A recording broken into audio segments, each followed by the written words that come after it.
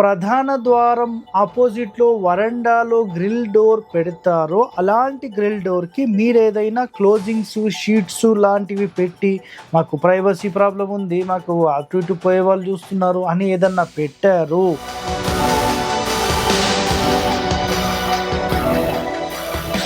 ఎవరైతే ఇంటికి సంబంధించిన గర్భంలో డోర్ పెట్టకుండా వరండా ఎక్స్టెండ్ చేసి మాకు ఈ స్పేస్ సరిపోవడం లేదు, మేము డోర్ అనేది బయట పెట్టేసుకుని ఇది కూడా మేము కలుపుకుంటామని అనుకుంటారో అలాంటి ఇల్లు అనేది 100% డ్యామేజ్ అవుతుందని క్లియర్గా ఇక్కడ స్టేట్మెంటే చెప్పబడింది. ఇండ్లకు ఖచ్చితంగా ఈ వాసరా వరండా అనేది ఉండాలి, నివాసేతర గృహములకు అవసరం లేదని చెప్పి సింపుల్ క్లియర్ స్టేట్మెంట్ గుర్తుపెట్టుకోండి. మీ ఇంటిని బట్టి ఏదైనా ఏర్పాటు చేయడానికి ఉంటుంది, బస్ క్లియర్ కట్ స్టేట్మెంట్. ప్రేక్షకులందరికీ నమస్కారం అండి. సో వాస్తుకి సంబంధించి ద్వారాలకు సంబంధించి ఎన్నో రహస్యాలు మనం మాట్లాడుతున్నాం కదా. సో ఈరోజు ఒక కొత్త టాపిక్ మీ అందరి కోసం నేను తీసుకొని వచ్చాను. ఆ టాపిక్ ఏంటంటే సింహద్వారం అనేది గృహానికి మాత్రమే పెట్టాలా లేదంటే బయట వరండా కూడా కలిపేసుకొని డోర్ పెట్టొచ్చా? ఈ ప్రశ్న చాలా మందికి ఉంటుంది. సార్ మాకు ఇల్లు సరిపోవడం లేదు, వరండాని కూడా మేము కలిపేసుకొని డోర్ అక్కడ పెట్టేద్దాం అనుకుంటున్నాము, మరి అది కుదురుతుందా అని చాలామంది మాట్లాడతారు కదా. సో నిజంగా అలా పెట్టుకోవచ్చా లేదా ఒకసారి మొత్తం డీటెయిలింగ్ మనం చదువుదాం, చూడండి. సో మొట్టమొదటిగా పూర్వులు గర్భగృహమును మాత్రమే గృహముగా పరిగణించిరి. So first point. సో ఈ రహస్యాలన్నీ మనకు దేంట్లో ఉన్నాయి? శ్రీ గాయత్రి వాస్తు శాస్త్రీయ గృహవాస్తు సర్వస్వంలో ఉన్నాయి. So page number 218. సో నిజంగా వీటికి సంబంధించిన ఆధారాలు కూడా నేను పక్కన డిస్ప్లే పెడతాను, మీరు చూడండి. నిజంగా చాలా ఎక్సలెంట్ ఇన్ఫర్మేషన్ అండి దీంట్లో. సో చూడండి, గర్భము నుండి ముందు లేదా వెనకాల పొడిగింపబడిన దారువులు పైన పైకప్పు గల భాగమును ఆలిందము అంటారు. సో చాలామంది స్లాబ్ ఎక్స్టెన్షన్ కాకుండా జనరల్గా కొన్ని మెటీరియల్స్తో ముందు ఎక్స్టెన్షన్ వరండాస్ చేస్తూ ఉంటారు. సో వాటిని ఆలిందము లేదంటే వరండాలను మనం మాట్లాడవచ్చు. సో ఈ వాసర లేదంటే వరండా గర్భగృహమునకు ఆలిందము కలిగించుటకు, నెక్స్ట్ ఎండ వాన నుంచి రక్షించుటకు, ఆ ఇంటి రక్షణ కొరకు సౌఖ్యము కొరకు ఉపయోగించబడును. సో ఎక్కడైతే వరండాలు ఉంటాయో సూపర్, మనకు ఎట్లయితే క్యాప్ ఉండి ఇట్లా ముందు మనకు రక్షణగా ఎండ వాన ఏది పడకుండా ఇట్లా రక్షణగా ఉంటుందో అలా ఇంటికి వరండాలు అనేవి చాలా సూపర్గా పనిచేస్తాయి. అలా కేవలం ఒకవైపే పెట్టుకోవచ్చా సార్ అంటే 4 వైపులు పెట్టుకుంటే చాలా సూపర్. సో నేను ఈరోజు వరకు ఇచ్చిన అన్ని ప్లాన్స్ చూడండి మీరు, 2021 నుంచి ఈరోజు వరకు ఉండే అన్ని ప్లాన్స్లో కూడా ఉత్తర దక్షిణాల్లో డోర్లు ఇచ్చినప్పుడు పైన జస్ట్ స్లాబ్ ఎక్స్టెన్షన్ అవుతుంది, కింద వరండాకి సంబంధించిన పిల్లర్లు కానీ మిగతా అవన్నీ రావు. కేవలం మెయిన్ డోర్ ముందు వెనకాల డోర్కి కొంతమందికి యాక్సెప్ట్ చేస్తారు, కొంతమందికి చెయ్యం. ఎందుకంటే వెనకాల మేము 2 అడుగులే పెట్టుకుంటామంటే నేనేం చేయాలి, అది కూడా ఆలోచన చేయాలి. సో కేవలం ముఖద్వారం ముందు మాత్రం 6 అడుగులు 7 అడుగుల వరండా అనేది విత్ స్టెప్స్తో మనం ఏర్పాటు చేసేసాం. ఈరోజు వరకు అన్ని ప్లాన్స్ వరండా అని రాయాల్సిన అవసరం లేదు. చాలామంది అజ్ఞానులు ఏం చేస్తున్నారంటే వరండా అని రాయలేదు కదా, ఏం ప్రశ్న అండి, ఏం మాట్లాడతారండి, అది తప్పండి, అట్లా మాట్లాడద్దు. సో గుర్తుపెట్టుకోండి. సో నెక్స్ట్, ఎండా వానల నుంచి రక్షించడానికి ఉపయోగిస్తాం. శాస్త్ర గ్రంథములను వివరించబడిన దీని గురించి. సో ముఖ్యంగా మానవ నివాస గృహములందు వాసర కల్పింపకపోయిన అట్టి గృహము నివాసయోగ్యము కాదు.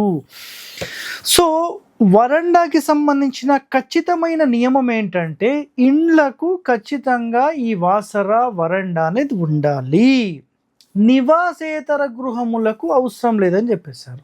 మీరు కొన్ని చిన్న చిన్న గుళ్ళు, సార్ అమ్మూరు గుడి ఉంది, చిట్టారమ్మ దేవాలయం ఉంది, చిన్న చిన్న గుళ్ళు మాట్లాడతారు. జస్ట్ బయట ఓపెన్, అసలు దానికి వరండాలు గిరండాలు ఏమీ ఉండవు, జస్ట్ ఒక చిన్న గుడిలాగా ఉంటుంది. అలాగే కొన్ని చిన్న చిన్న రూమ్స్ లాగా ఉంటాయి, వాటికి వరండాలు కానీ స్లాబ్ ఎక్స్టెన్షన్ కానీ ఏదీ ఉండదు. అవి నివాసేతర దానికి యాక్సెప్టెడ్, బట్ ఇంటికి నాట్ యాక్సెప్టెడ్. ఎన్నో వీడియోలు నేను ఆల్రెడీ చెప్పాను, మండువా హరివాస్తుని మీరు సెర్చ్ చేస్తే ఎన్నో ఇండ్లు ఉన్నాయండి. సో ఇక్కడ గమనించండి, ఒకటే ఏంటంటే ఒక గృహం కట్టిన తర్వాత సెంటర్ ఆఫ్ ద బ్రహ్మస్థాన ఓపెన్ ఉంటుంది, 4 వైపుల నడవడానికి వరండా ఏర్పాటు చేస్తాం. అది అద్భుతమైన ఇల్లు అండి. అర్థమైందా? మరి ఈ కాలంలో అలా కట్టే వాళ్ళు ఉన్నారా? సో మనకు 30x40 సైట్లు దొరకడమే ఇప్పుడు మొత్తం లీస్ట్కి వచ్చేసింది. మళ్ళీ 20x40కి వచ్చేసింది. ఇప్పుడు 25x40, 20x40, 30x40, 30x50. So ఇంకా దారుణం ఏంటంటే 15x50 ఉంది సార్, మాకు 15x40 ఉంది సార్. అంటే ఇండ్ల సైజులు తగ్గించే కొద్దీ ఇవన్నీ పాసిబిలిటీస్ ఉండవండి. సో మీకు స్థలం బాగుంటే దాని ప్రకారం కడతాం. ఇక్కడ ఒక సింపుల్ క్లియర్ స్టేట్మెంట్ గుర్తుపెట్టుకోండి, మీ ఇంటిని బట్టి ఏదైనా ఏర్పాటు చేయడానికి ఉంటుంది. బస్ క్లియర్ కట్ స్టేట్మెంట్ గుర్తుపెట్టుకోండి. ఓకే. సో నెక్స్ట్ వరండాలకు సంబంధించిన కండిషన్స్ చెప్పాను కదా, నెక్స్ట్ కండిషన్ చూద్దాం. సో వసారా లేకపోతే అది నివాస యోగ్యం కాదు. క్లియర్ స్టేట్మెంట్ అయిపోయింది. ఇట్టి వాసరాలతో కూడి ఉన్న గర్భగృహమునే సంబద్ధశాల అని గృహమని అందురు. సంబద్ధశాల అంటే వాసరాలుండి ఏ ఇల్లు అయితే ఉంటుందో అది సంబద్ధశాల. సో రాసుకోండి, ఇది కూడా చాలా ఇంపార్టెంట్. మొత్తము గృహమునందు గర్భము ప్రధానమైనది. దీన్ని శుద్ధశాల అనియు కోష్టమని కూడా అందరు. సో అట్టి గర్భము యొక్క ముఖ భాగమునందు గోడ భిత్తి అందు మాత్రమే గృహ సింహద్వారము స్థాపించవలసి ఉన్నది. అంటే మెయిన్ గర్భం ఏదైతే ఇల్లు అంటామో వరండాలతో పాటు కాకుండా ఆ గర్భానికి ఉండే ఇంటికి మాత్రమే మీరు ముఖద్వారం అనేది పెట్టాలి.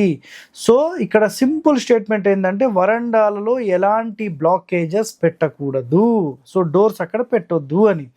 సో నెక్స్ట్ తదితర ద్వారముల కంటే పెద్దదిగా ఉన్నది పెట్టాలి. గర్భము ముందు భాగంలో వరండా లేదా వాసర తెరపిగా ఉండవచ్చును, కానీ రక్షణ వసతి నిమిత్తము అట్టి వరండాల యందు ఇనుప తీగెలు మెష్ గ్రిల్స్ అనేవి పెట్టుకోవచ్చు అని చెప్పారు.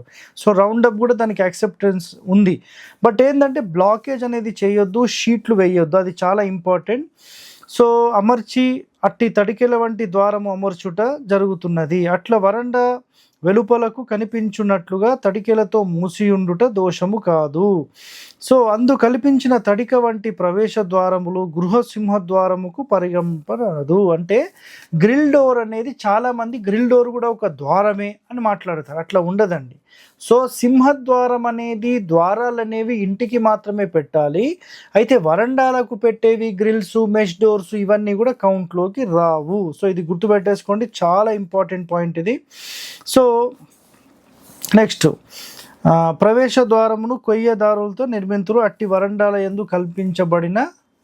కల్పింపబడిన ద్వారమును అగ్రతర ద్వారం అనబడును.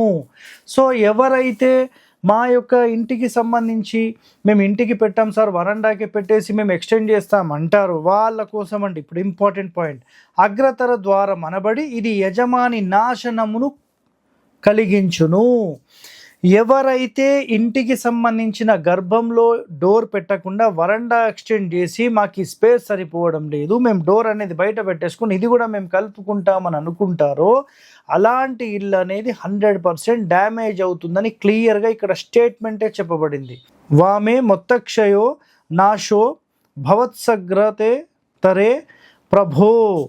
సో ఈ అగ్రతర ద్వారము సింహద్వారముగా పరిగణింపతగదు. కొందరు గర్భమును దాని ముందుగల వరండాను ఏకము చేసి గర్భమునందలి ముందు గోడను తొలగించి విశాలమగునట్లు చేస్తున్నారు. సో 100% ఇదే మేజర్ మిస్టేక్, గుర్తుపెట్టేసుకోండి.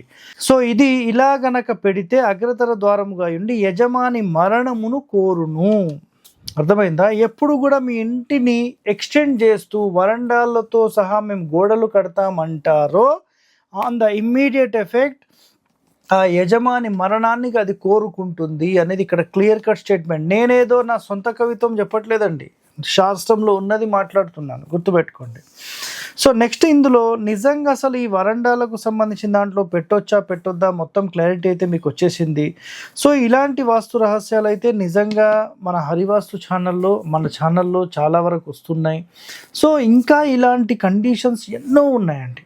ఒకవేళ ఇంకో ముఖ్యమైన విషయం కూడా గుర్తుపెట్టుకొని ఇంకా ఇక్కడ రాలేదు, ఎవరైతే ప్రధాన ద్వారం ఆపోజిట్లో వరండాలో గ్రిల్ డోర్ పెడతారో అలాంటి గ్రిల్ డోర్కి మీరు ఏదైనా క్లోజింగ్స్ షీట్స్ లాంటివి పెట్టి మాకు ప్రైవసీ ప్రాబ్లం ఉంది, మాకు అటు ఇటు పోయే వాళ్ళు చూస్తున్నారు అని ఏదన్నా పెట్టారు, అది కూడా మిమ్మల్ని ఫెయిల్ చేస్తుంది.